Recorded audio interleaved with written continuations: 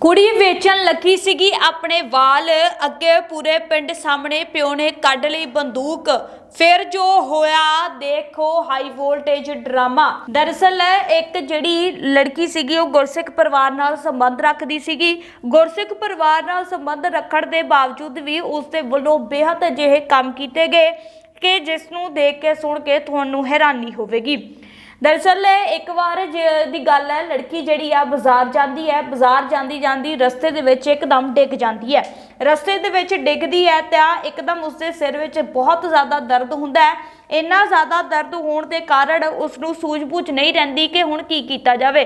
वो अपने वाल खोल के सड़क विचकार ही उच्ची उच्ची चीकां मारनियां शुरू कर दिंदी है ते तुरंत आले दुआले दे लोग इकट्ठे हुंदे ने ते उसनूं तुरंत हस्पताल दे विच दाखल करवा के परिवार वालियां नूं जिहड़ी जानकारी दित्ती जांदी है।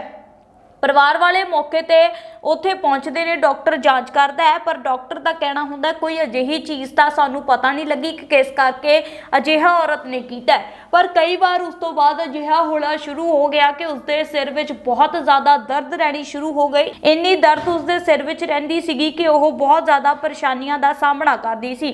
इन्नी ज़्यादा परेशान हो जाती सी कि उसनूं समझ भी नहीं आउंदा सी कि हुण की कीता जावे।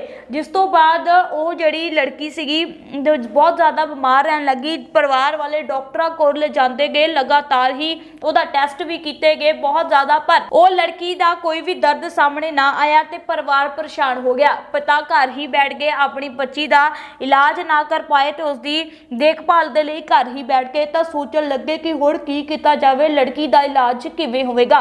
जिस तो बाद बहुत ज़्यादा पिता टेंशन दे विच आए, बहुत ज़्यादा पिता नूं जिहड़ी आ मुश्किल होई ते नाल ही उस तो बाद बहुत ज़्यादा चिंता होने तो बाद नाल दी नाल जदों पिता दे वल्लों यह देखा गया कि लड़की ठीक नहीं हो रही है तो हुण की कीता जावे, बहुत ज़्यादा चिंता घर विच पैदा हुई। एक दिन एक गुरसिख व्यक्ति ते एक ग्रंथी साहब होना दे घर विच बच्ची नूं देखण आउंदे ने, क्योंकि रोला पै जांदा उन्हां दी बच्ची ठीक नहीं है।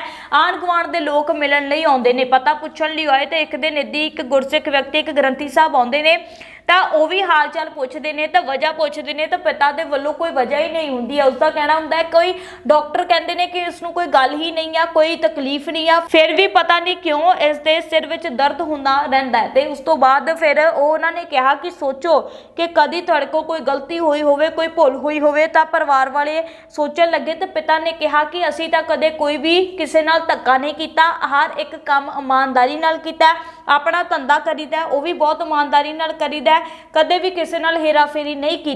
तो ग्रंथी साहब सुन के हैरान होंदे ने, फिर भी वो कहते हैं कि शायद हो सकता तुहाडे कोलों कोई भुल होई होवे जिस दे करके ही लड़की दे सिर विच दर्द हुंदा होवे। उस तो बाद जिहड़ी लड़की हुंदी है वह सोचदी विचारती है तो सोचती है तो जदों फिर वो कहती है कि मेरे कोल गलती हुई है, फिर वो अपनी गलती बारे दसदी है कि एक बार उसने अपने बाल कटवा लए सीगे ते उस तो बाद वेच दिते सीगे बाल। उस तो बाद ही उसके सिर विच बहुत ज़्यादा दर्द रहनी शुरू हो गई।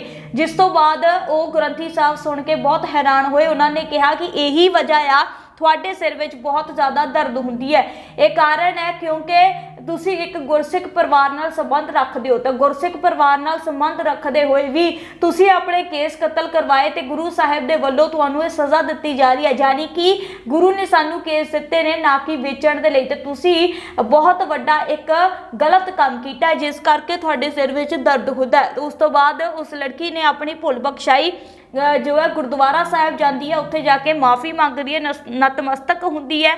जिस तो बाद फिर हौली हौली उसके सिर का दर्द भी गायब होना शुरू हो जाता है तो उसने सोच लिया होंदा है कि कदे भी हुण मुड़ के अपने वाल नहीं कटवावेगी, केस कतल नहीं करवावेगी।